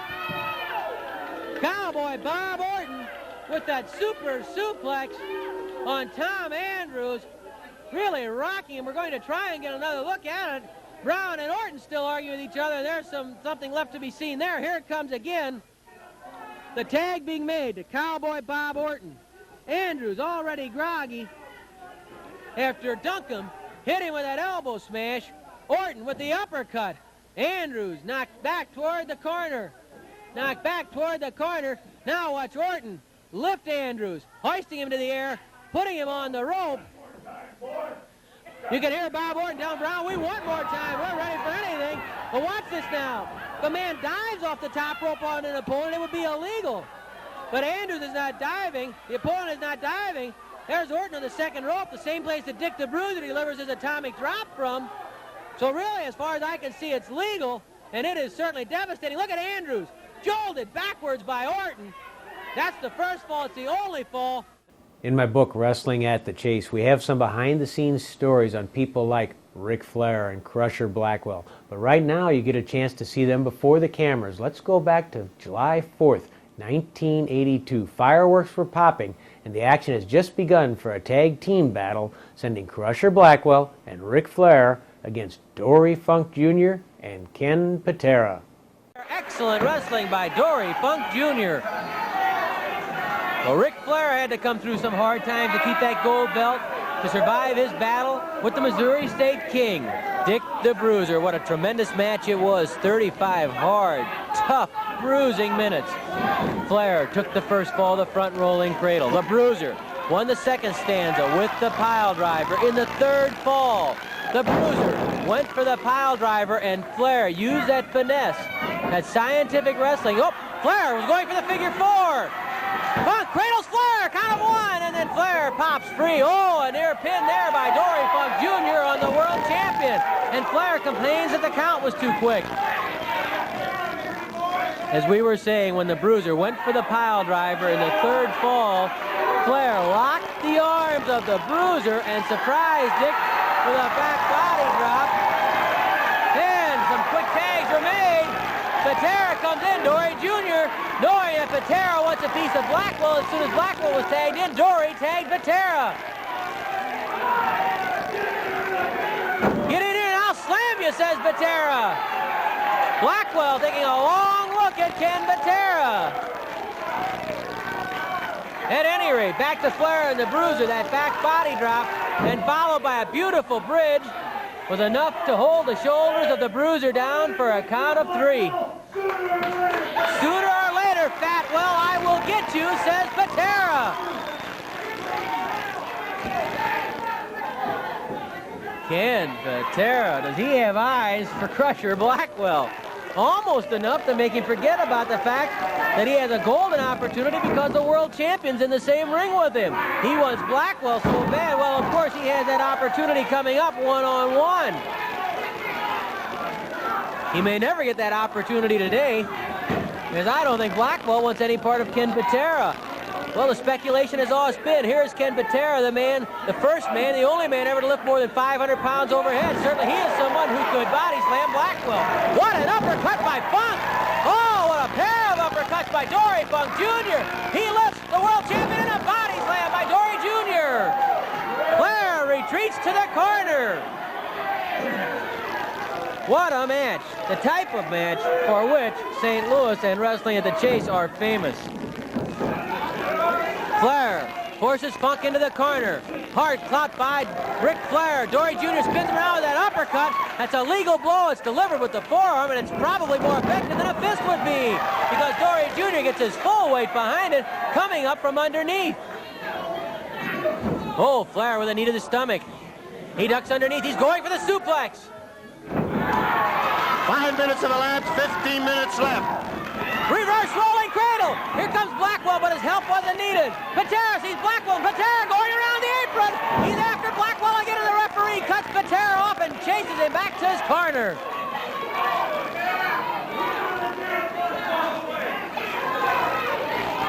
Ric Flair trying to regain his composure. With what is happening between Patera and Blackwell, with the fact that Dory Funk Jr. is Patera's partner, I think Ric Flair is just a little out of sorts, a little thrown off balance. There's just so much intensity and anger and fury in that ring right now. Headbutt by Blackwell drops Dory Funk Jr. Blackwell grabs the arm of Funk and piles him into that corner. Look out, here comes Blackwell! 472 pounds driven into the chest of Dory Funk Jr. by Crusher Blackwell. Elbow drop by Blackwell. Blackwell covers Funk. Patera's there with an elbow into the back of Blackwell. Patera's after Blackwell. And Blackwell rolls out of the ring to get away from Ken Patera. There's Patera after him again. He's going out to the crowd after him. Patera caught him on the apron. Patera pounding on Blackwell. Slams him into the apron. And the referees have to pull Patera and Blackwell. Look at Patera.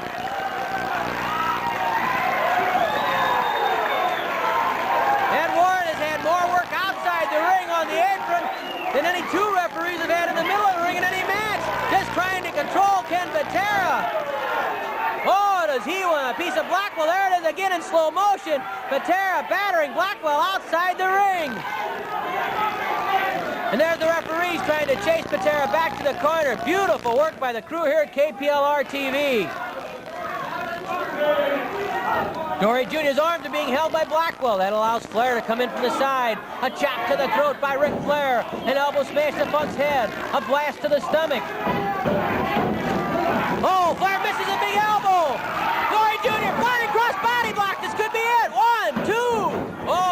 world champion gets away at the count of 2. Dory Funk Jr.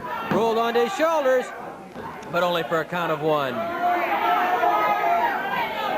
Oh, what a wild one.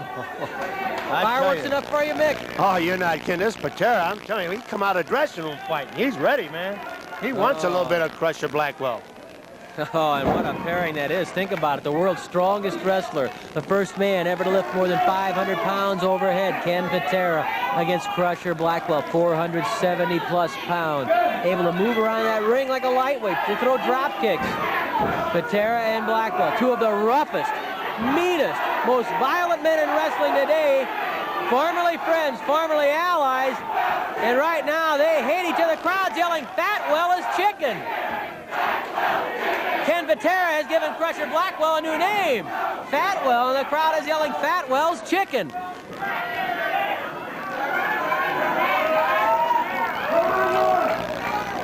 Patera yelled at Funk, "Tag me." You know why. He's in the ring with Blackwell. You talk about July the 4th, man. This is it right here at Wrestling at the Chase. May never be the same. Blackwell leaning into the arm of Dory Jr.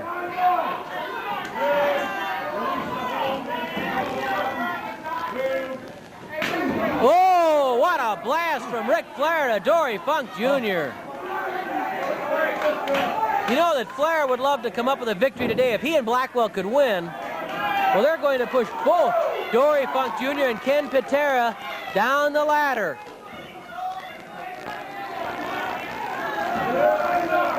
So for Ric Flair, this is a very important match. Another chop levels Dory Funk Jr. Flair pulling back. He yells at Patera, says, "Come on, big boy, if you're so tough." Funk reaching out for a tag. Patera up on the ropes. It'd be an illegal tag from there, and the referees would not allow it. The surfboard hold by Ric Flair on Dory Funk Jr. Dory might be able to muscle his way out of it. He's bigger than Flair. Dory Jr. trying to come over the top. Dory Funk Jr. The man who once held the honor that Ric Flair now possesses for more than 4 years. Jr. has the surfboard on Ric Flair. Jr. reversing that surfboard on the world champion. Flair crying out. 10 minutes have passed, 10 minutes left. Dory Jr., perfect positioning. What an excellent wrestler Dory Funk Jr. is. He knows the psychology that goes on in that ring. That's why he was happy to take Ken Patera as his partner. Patera pounding on Flair. Oh, Flair gouges the eyes of Ken Patera. Flair with a kick to the stomach of Patera, an elbow to Patera's head. Patera trying to fight back, throws a forearm into the jaw. Patera whips Flair into the corner, up and almost over the top rope. Patera on top of the world champion, Ken Patera, standing on the throat of Ric Flair. Patera with a smash to the head, the crowd yelling at Fatwell's chicken. Oh, Patera misses. Patera missed, went through the ropes and hit the steel. Look at Blackwell screaming at Flair. Blackwell screaming at Flair, "Tag me."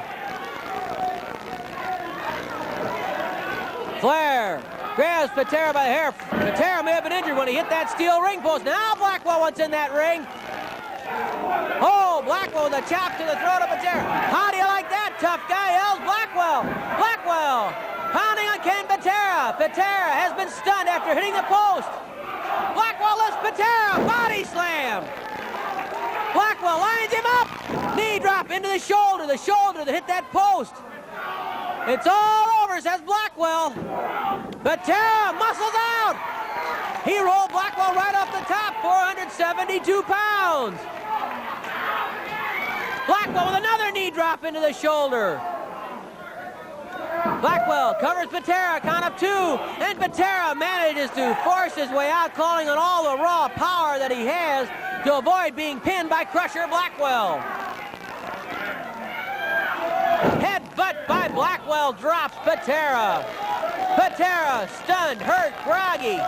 Dory Jr. watching with worry all over his face, knowing that Patera needs a tag, but he's a long way away, and there's a diving headbutt from Blackwell. The things that man can do at that size. Count of two. Blackwell manages to get his shoulder up, and Blackwell can't believe that Patera is still hanging in there. Patera fighting back. He gouges the eyes of Blackwell. Blackwell misses with a punch. Patera fighting back. Patera pounding on Blackwell. Patera after Blackwell. Blackwell knocked to the ropes by Ken Patera. Tag made. Patera after Flair. Flair traps Patera in that corner. Uses the shoulder to the midsection. What a Donnybrook. Flair pounding on Patera. Patera knocked into the ropes. Blackwell strangles him. You want to try your luck, says Flair to Dory Jr. The referees try to keep Dory back in his corner.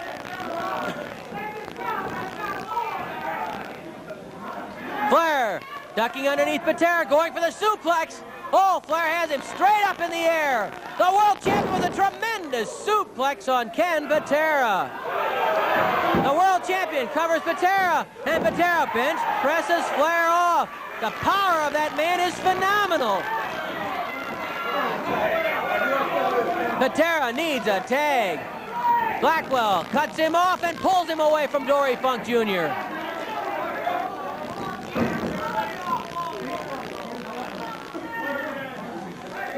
Crusher Blackwell with a front face lock on Ken Patera. Patera really had things going his way till he hit that post when he tried a flying tackle on Flair. Patera reaching out, makes the tag. Patera tags Dory Jr., and that's what Patera needed to do. He just hung in there with that power and managed to hang on till he get over to Dory Funk Jr. Patera and Funk both pounding on Blackwell. Patera and Funk double teaming Blackwell. Here comes Flair. Oh, Funk flattens Flair.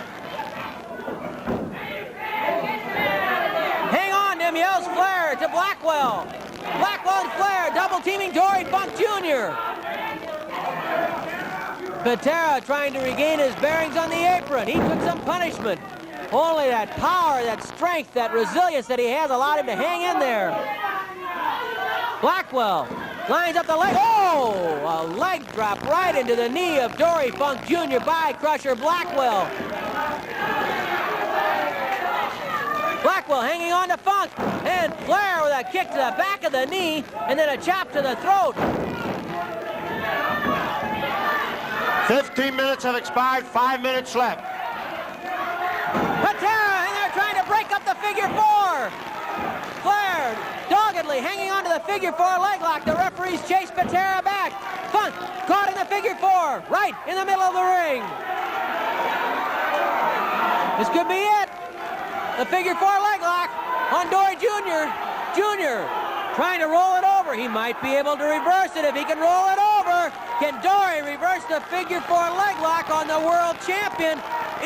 Oh, he couldn't turn it. He couldn't turn it. If he could have turned it over and been on his stomach, the leverage would probably have belonged to Dory Funk Jr. He's trying it again. Trying to reverse the figure four. The crowd screaming, and Dory Jr. reverses it. Dory Jr. reverses the figure four. Flair rolls to the ropes. The referees will call for a break. Blackwell outside the ring, grabbing Funk by the throat. Here comes Patera. Patera after Blackwell. The referees again chase Patera back.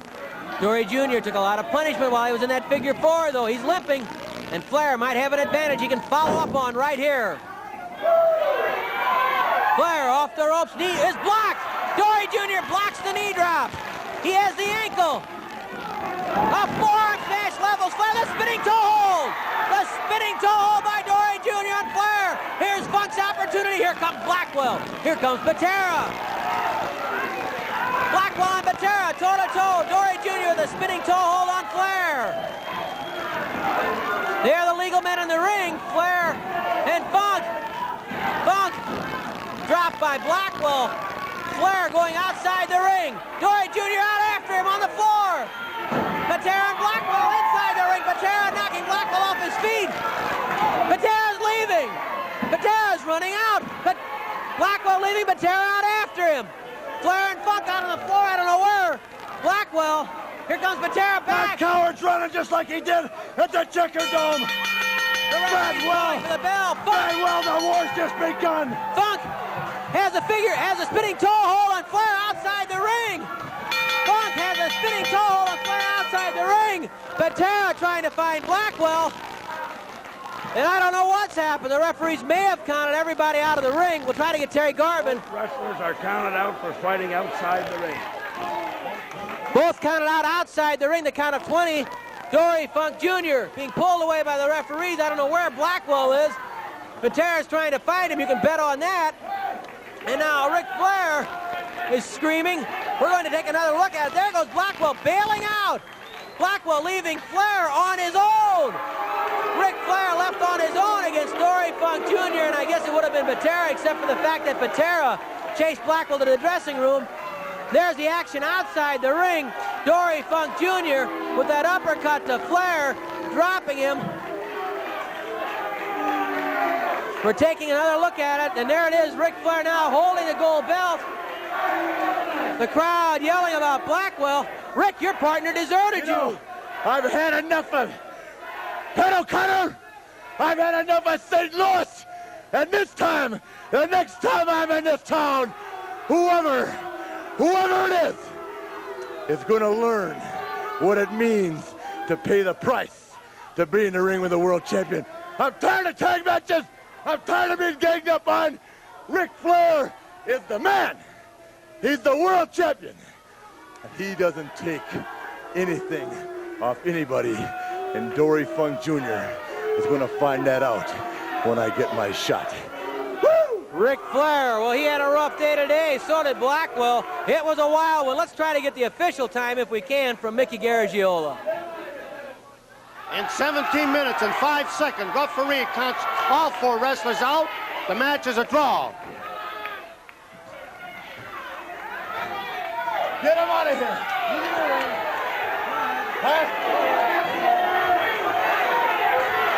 We're trying to restore some sort of order. Dory Funk Jr. came back out. And now Ric Flair. Dory Jr. inviting him to step back into the ring. We may have to get some referees back to break the two apart. Here comes Ed Warren back to try and pull the two apart. Ed Warren, he's got a tough job now trying to keep them apart. Flair dumps Funk, and there's Flair and Funk ended right in the middle of the ring. Flair and Funk battling inside the ring. An uppercut by Funk. Drops Flair. They're at it again, Flair and Funk. For all we know, Patera and Blackwell might be battling out on Lindell Boulevard.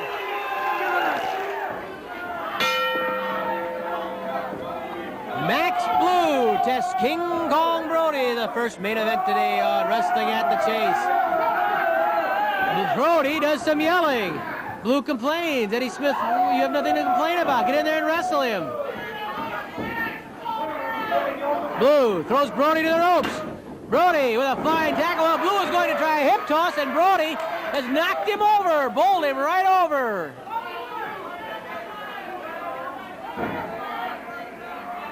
Brody. Oh, Blue gouged the eyes. Blue again gouging the eyes of Brody, and Brody pushes Blue back into that corner. King Kong Brody. Certainly one of the most, if not the most explosive personalities in wrestling today. A clean break by King Kong Brody.